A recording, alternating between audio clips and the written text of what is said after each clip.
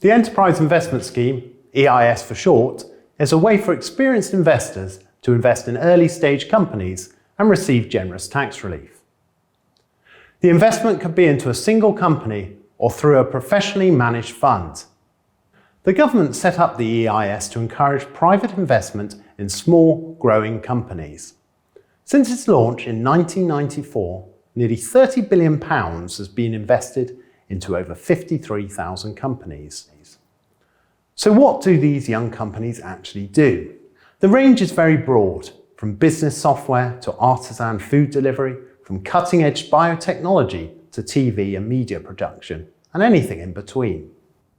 The key requirement to qualify for EIS investment is that the company is young, independent and entrepreneurial. It must be aiming to grow and develop over the long term, and investors must take significant risk. However, that risk is somewhat tapered by the generous tax reliefs on offer. A well-known example of an EIS-backed company is Pastor Evangelists. Founded in 2016, the company received investment from the Guinness EIS Fund in 2018.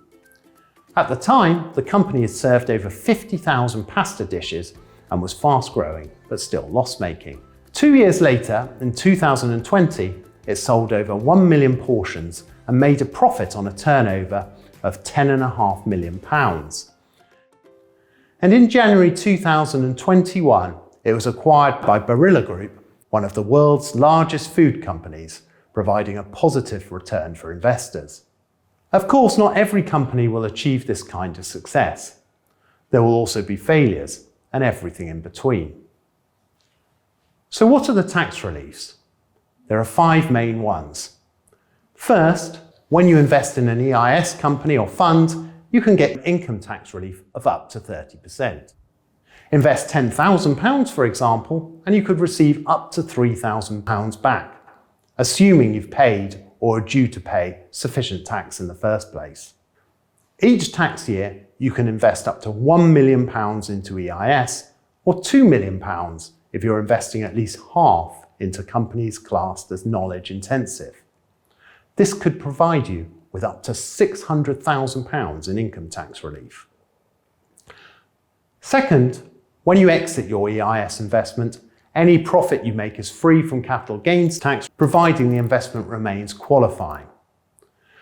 Third, EIS also allows you to defer capital gains, potentially indefinitely. So if you've made a capital gain in the last 3 years, or up to 1 year after, for instance, you've sold a business, liquidated a large share portfolio, or sold an investment property, you could reinvest that gain into an EIS. When you do that, you don't have to pay capital gains tax until you exit the EIS. The rate of tax you'll pay is the one prevailing at that time. If you've already paid CGT, that can be reclaimed too. For example, suppose you have an income tax bill of £30,000 and a capital gain of £100,000 on shares with a CGT bill of £20,000. That's a total liability of £50,000. Now, if you invest £100,000 into an EIS, you could wipe out the £30,000 income tax bill. You could also defer your capital gain. These 2 reliefs mean rather than automatically handing over £50,000 to HMRC, that money is now working for you. You do need to keep the investment for a minimum of 3 years, and when you exit, you either have to pay the CGT bill at whatever rate applies at the time, or you can invest it into another EIS and defer it again, assuming there are no changes in legislation. But what happens if the EIS doesn't work out? This brings us to the 4th relief, loss relief.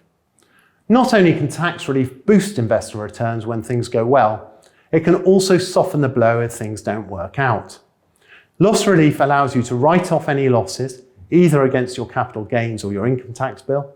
So even if everything went wrong and an investor lost their whole investment, the actual loss to a 45% taxpayer could be effectively 38.5p of every pound invested.